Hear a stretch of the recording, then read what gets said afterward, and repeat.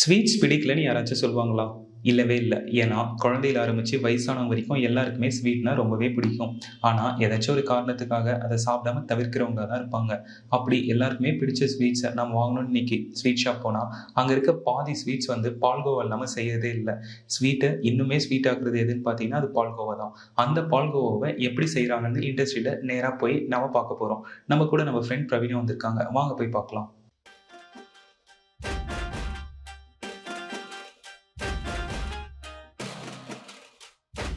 நாங்கள் வில்லேஜ்லலாம் போயிட்டு கேனுங்களை போய் எடுத்துகிட்டு போயிட்டு கலெக்ட் பண்ணிட்டு வந்து சில்லிங் யூனிட்டில் ஊற்றி சில்லிங் பண்ணிட்டு காலைல 6 மணிக்கு ஒரு கடாய்க்கு வந்து 20 லிட்டர்லேருந்து 25 லிட்டர் ஊற்றுவோம்.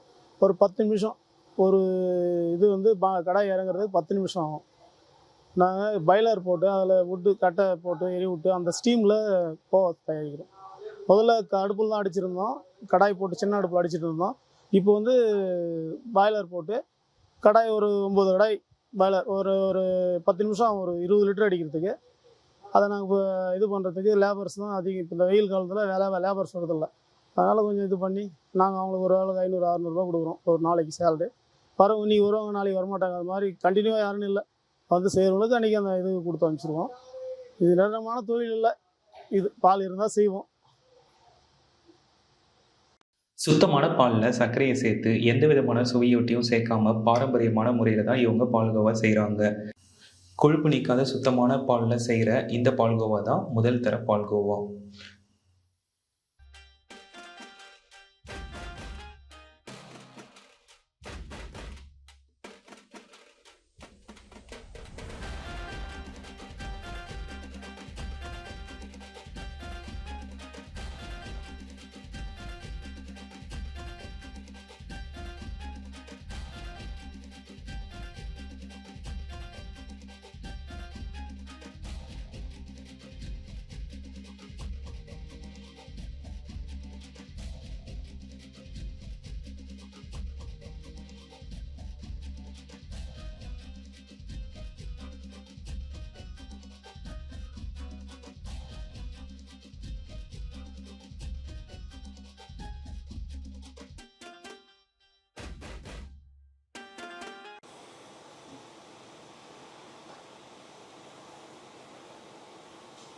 முதல்ல அடுப்புல அடிகனமான அகலமான பாத்திரத்தை வச்சு அதுல கொழுப்பு நீக்காத சுத்தமான பால் 20 லிட்டரை ஊற்றி அதுல 2 கிலோ சர்க்கரையை சேர்த்து கிட்டத்தட்ட 20 நிமிஷம் பாலை சுண்ட காய்ச்சணும்.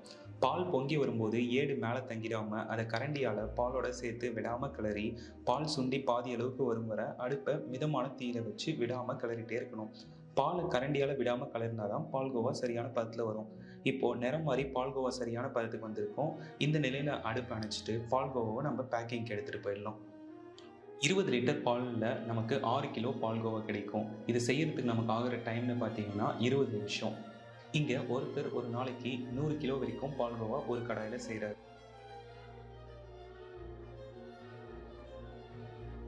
1 லிட்டர் கொழுப்பு நீக்காத சுத்தமான பாலை சர்க்கரை சேர்க்காம பால்கோவா செய்யும்போது 180 கிராம் வந்துச்சுன்னா அது ஒரு நல்ல பால்கோவா. 200 கிராம் வந்தால் பால் ரொம்பவே நல்லா இருக்கு.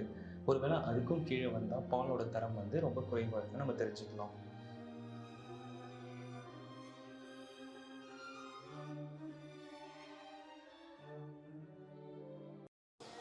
நாங்கள் காலையில் ஒரு 6 மணிலேருந்து ஸ்டார்ட் பண்ணுவோம். ஸ்டார்ட் பண்ணிட்டு ஒரு 2 மணிக்கு அப்படி முடிஞ்சிடும். அதுக்கப்புறம் சாயந்தரம் ஒரு 7 மணிக்கு அப்படி பேக் பண்ணிட்டு காலையில் ஒரு 6 மணி அப்படி போய் சேர்கிற மாதிரி எல்லா இதுக்கும் டிஸ்ட்ரிபியூட் பண்ணும். இப்போ ஒரு ஏறக்குறைய ஒரு ஸ்வீட்லெஸ்ன்னா ஒரு நாள் இல்லை மினிமம் 2 நாள் இருக்கும். ஸ்வீட் இருக்கும்போது ஸ்வீட் ஆட் பண்ணும்போது ஒரு 10 நாள் வரைக்கும் கிடாமல் இருக்கும். ஸ்வீட்லெஸ் வந்து 220 ரூபா தரோம். ஸ்வீட் வந்து 200 ரூபாய்க்கு தரோம் மினிமம் ஹோல்சேல் ரேட்டு. இது வந்து எல்லா இடத்துக்கும் பொருந்தும்.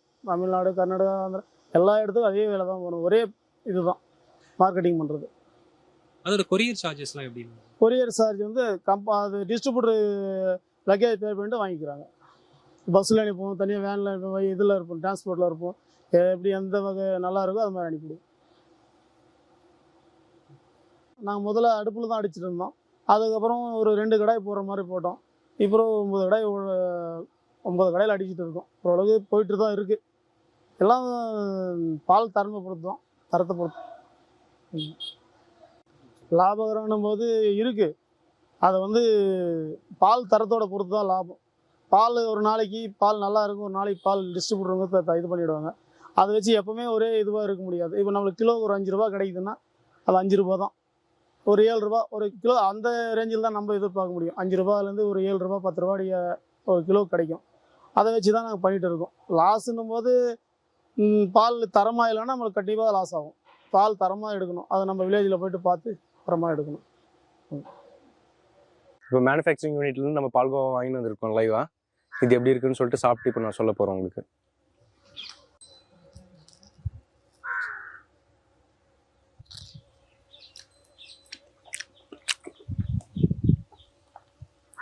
கடையில் சாப்பிட்ற பால்கோவாக்கும் இதுக்கும் ரொம்ப டிஃப்ரென்ஸ் இருக்குது. இதோட டேஸ்ட் ஒரு மாதிரி நேச்சுரலாக இருக்குது. ஏன்னா வந்துட்டு நம்ம கடையில் வந்துட்டு ஒரு நாள் கழிச்சு தான் வந்துட்டு நம்ம கைக்கு கிடைக்கும். ஸோ இதோட ஃப்ரெஷ்னஸ் அப்படியே இருக்குது இந்த பால்கோவாவில். ஸோ இதோட லொக்கேஷன் நாங்கள் டிஸ்கிரிப்ஷனில் கொடுக்குறோம், வந்து ட்ரை பண்ணி பாருங்கள் எப்படி இருக்குன்னு சொல்லிட்டு பால்கோவா. அப்புறம் லைக் சப்ஸ்கிரைப் எல்லாம் பண்ணிவிடுங்க எங்களோட சேனலில்.